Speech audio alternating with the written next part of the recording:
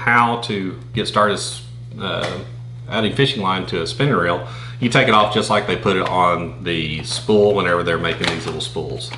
A lot of times they'll say, you know, you need to let it come off there the same direction that your reel's spinning. But if you notice, this is a whole lot smaller than this. So anytime you do that, you're just twisting it. So in order to get it on there with the least amount of twist, you just pull it off directly off the spool, just like they installed it by the factory.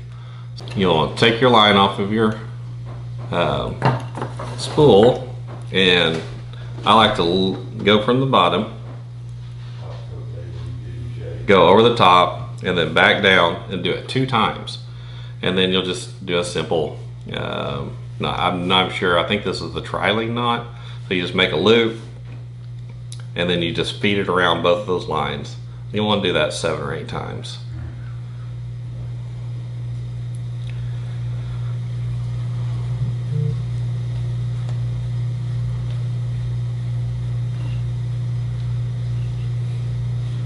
And then you pull it tight. Okay, you wet it a little bit just to keep it from burning. This little line is probably not going to be a problem. And then you just kind of pull it up and down until it seats in there. And since you've wrapped it twice around the spool, it locks it in and keeps it from sliding really well. And right in the center of the spool's just a little hole. The other side usually has paper on top of it. You kind of want to push it in there, and that's how I run it. What I'll do is, you can have a friend hold this, put a little pressure on it, or you can apply it yourself. The larger and thicker the line, the more pressure you have to have. But since I'm doing this by myself, I'm just going to hook this under my knees so I can hold that line there, and then it'll feed it off. So again, this is smaller line.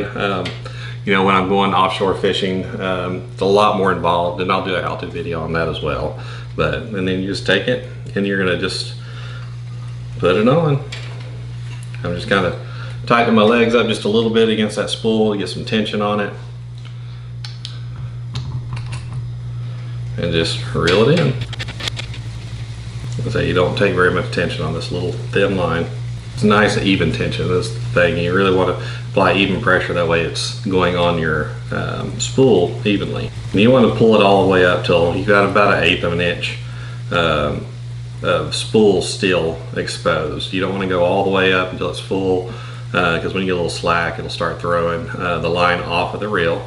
So on this one, let's see, 10 pound will hold 145 yards, which is about 1/3 of this spool that we've got, or maybe a half. It looks like it's 300 yards, so about half this spool, and a little more, and just a tiny bit more, and I think we'll call that good there.